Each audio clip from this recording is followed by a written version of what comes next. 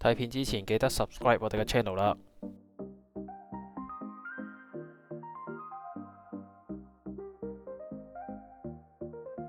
上集就講到我哋喺 Lochinvar 落到去 Apple Cross， 未睇嘅可以去睇返先。我哋而家就向住 Isle of Skye 出發，入到之前呢會去一個位先，佢就係 The Plock Viewpoint， 由 Eilean Donan Castle 揸車過去只係需要15分鐘。上去嗰段路都係單線雙程嘅，上面停車嘅位唔係好多，大概5架車左右。落咗車之後都要行一段路先可以去到個觀景位嘅。當時係非常之大雨，可能因為呢個原因，所以就冇人啦。其實呢個觀景台係幾靚嘅，就算天氣咁差都可以完美咁望到條 Skye Bridge。所以如果好天嘅就會更加靚啦。呢個位都幾值得嚟㗎。但真係太大雨啦，我都係急急腳影完就走啦。跟住就上返車，向住 Isle of Skye 出發。我哋首先會去嘅地方係 Portree， 由 Plock Viewpoint 揸車過去係需要55分鐘嘅車程。去到就泊咗喺 Short Stay Parking Portree， 3磅可以泊到2個鐘。泊完車之後就去揾嘢食先。餐廳名就唔講啦，佢係一間中餐嚟嘅。全個島都係得2間嘅啫，所以你哋一定會揾到噶啦。我就唔幫佢宣傳啦。呢度有好多嘢食嘅，有唔同嘅粉麵飯、煎餅、三文治等等。嘢飲都有好多款添，除咗咖啡同茶之外，仲有珍珠奶茶、水果茶同埋沙冰。咁我就嗌咗個招牌蓋澆飯，價值15磅半。我個飯就勁多餸嘅，包括雞、菜、茄子、薯仔同青椒，可以話係大就背啦。因為個人開始病，食呢啲嘢落喉嚨係舒服好多。而佢就嗌咗個川味酸辣粉，價值14磅半。咁講咗個價錢先啦，平就一定唔係平噶啦，但個味就幾好食嘅，唔夠辣仲有得自己加辣添。最後杯檸茶價值5磅8，係唔值噶啦，真係唔建議嗌。食完個飯之後就行下啲手信鋪先，咁我哋都係求其入咗一間去睇。呢間就有好多唔同款式嘅，分別係酒樽、明信片、冷帽、街牌、T 恤，同埋一大堆鎖匙扣同埋磁石，有好多唔同款式噶。如果要買手信嘅話，一定要喺呢度買噶啦。行完之後就去攞返車先，趁好天就出發去一個遠啲嘅地方。因為 Isle of Skye 全部嘅景點都喺戶外噶啦，所以一定要趁冇落雨嘅時候去多幾個。而家首先就去咗 Neist Point 先，由 Portree 揸車過去係需要1個鐘頭多少少嘅。去呢度先嘅原因係因為佢喺島嘅最左邊，同埋我哋個 hostel 都喺島嘅左邊。咁第2日就可以集中玩返島北面嘅景點啦。趁有少少時間，就等我講下關於 Isle of Skye 嘅歷史啦。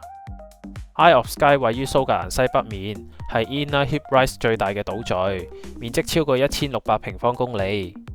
佢個名 Skye 一般認為源自於古挪威語 Skea， 意思大概係雲之島或者迷霧之島，都好貼切。因為呢度一年有超過200日都見到低雲同大霧。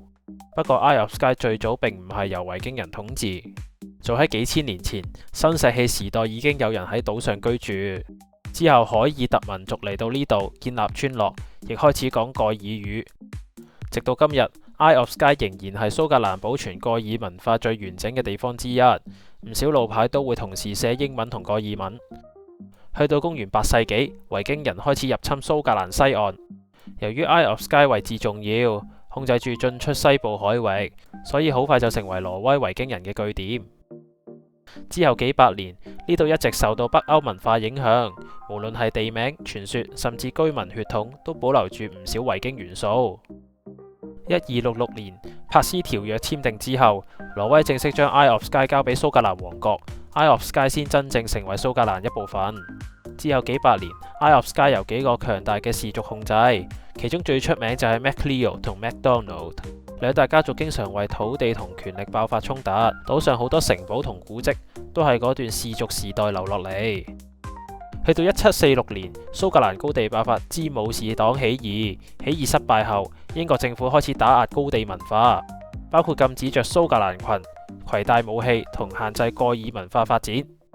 幾十年後更加發生咗著名嘅高地清洗，大量居民被迫離開家園，移民去加拿大、美國同澳洲。Isle of Skye 人口一度大幅下降，直到20世紀，尤其係1995年 Skye Bridge 落成之後，由本土去 Isle of Skye 唔再需要坐渡輪，交通方便咗好多，旅遊業亦開始高速發展。Isle of Skye 除咗靚景之外，更加承載住維京人、高地氏族同蓋爾文化超過1000年嘅歷史。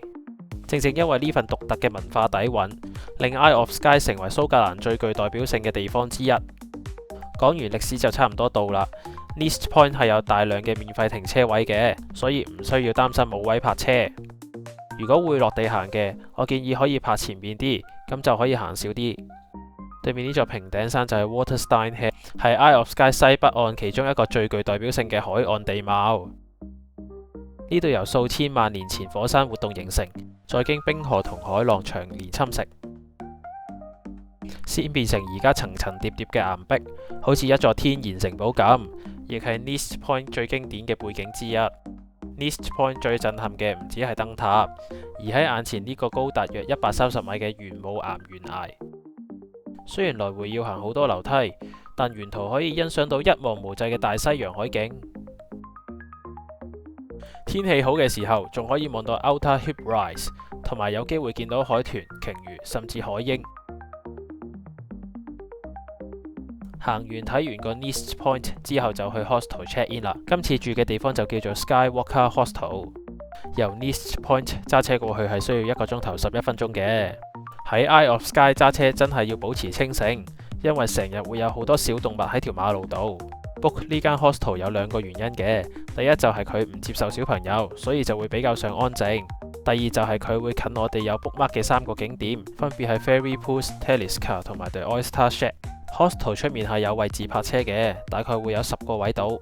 我哋當時就 book 咗2晚，每晚78磅，一樣都係 book 上下格床，不過呢個下格床就窄啲，但有張凳仔同埋台仔用係幾好嘅。呢度個 common area 就大好多，有一大堆台凳之餘，仲有2張 sofa， 而且呢度都係有好多 board game 俾人玩嘅添。呢個 hostel 最特別嘅地方就係有戶外玩嘅 area。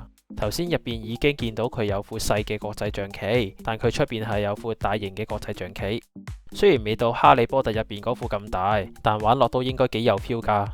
同埋戶外係有幾間屋仔都係俾人住嘅，所以除咗我哋嗰啲房型之外，仲有呢啲屋仔嘅。除咗國際象棋之外，仲有個波波屋嘅。咁聽個 staff 講話，夜晚嘅時候呢就會有一啲 meeting 喺度傾偈嘅。但因為我哋病嘅緣故，就早啲休息啦。雖然唔記得影個廚房，但係個廚房係幾大嘅，有成3大個煮食爐，基本上煮嘢嘅時候係唔會阻住其他人。下一集就係 Isle of Skye 嘅 Day 2，基本上我哋都會玩晒未去嘅地方噶啦。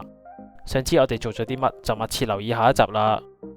記得 comment、like、share 同 subscribe 我哋嘅 channel。